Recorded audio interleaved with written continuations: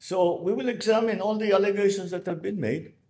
Ang lumalabas talaga dito, mula nung nasimulaan itong investigasyon at lahat niyan, ay matagal na talaga. Kaya ang lalim na ang lalim na nung kumbaga sa amag at napakalalim na sa sistema. It's the system of this kind of corruption has been institutionalized.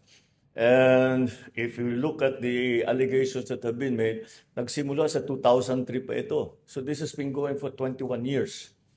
And that is why it's so deeply seated within the system.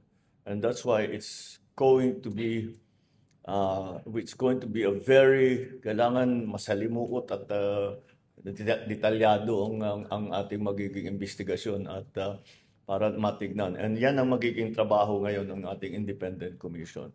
So all of these allegations will be examined, and that's the job of the independent commission, which by the time we get back, before the end of the week, it will be organized. Thank you. And the personalities who are going to be part of the independent commission will also be named already.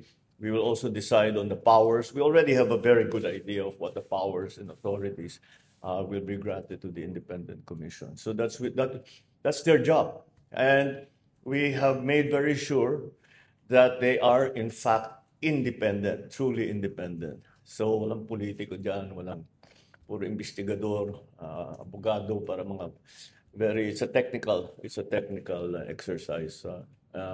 So we will continue with all these inquiries hanggang talagang makita natin how did this happen? Paano tayo? Kasi kagaya ng nasabi ko noon, ang talagang dapat malaman kung paano tayo nagkaganto. How did we get to this terrible point where all of these actuations, ito yung mga kickback, lahat yung mga pinag-uusapan natin, naging institutionalized, naging normal. And that's what we are going to have to investigate, and we have to bubuwagin natin yung sistema nga. Ang napapag-usapan ngayon, the allegations are against officers of the DPWH and some members of the legislature. So, siyempre yun, titignan natin. But of course, we don't only investigate what other people are alleging. We are investigating this independently of all that. And that's why we have to be very, very clear that the independent commission is in fact independent. That there will no longer be, no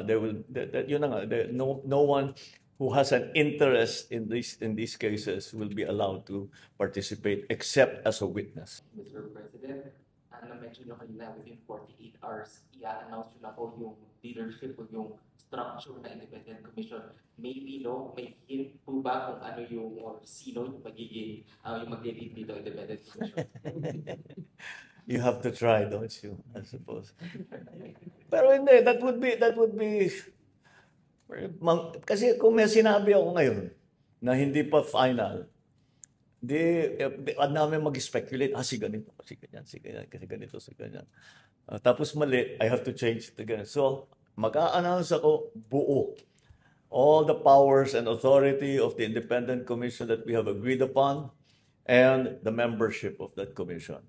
Or like one of the issues that are being talked about now are the powers. Ano powers ang ibibigay sa aming is that they need to have subpoena powers para makatawag sila ng witness. Ngayon may suggestion na bigyan din ng contempt powers of to declare non-appearance or a lying witness in contempt. This is an investigative commission. So they are not there they are not there to actually mete out punishment to whoever. They are there to find out the facts. Kung ano ang findings nila, dadalhin ngayon nila sa DOJ, dadalhin nila sa ombudsman, o kung saan. At kung hindi pa sila mag-appear, hindi pa sila sumagot, doon sa akusasyon sa kanila o hindi sila nag-appear para mag-testify, doon sila makukontempt. But I don't think that's the role of the commission. The commission needs the subpoena powers though para to compel people to come and to testify and to provide information to the commission.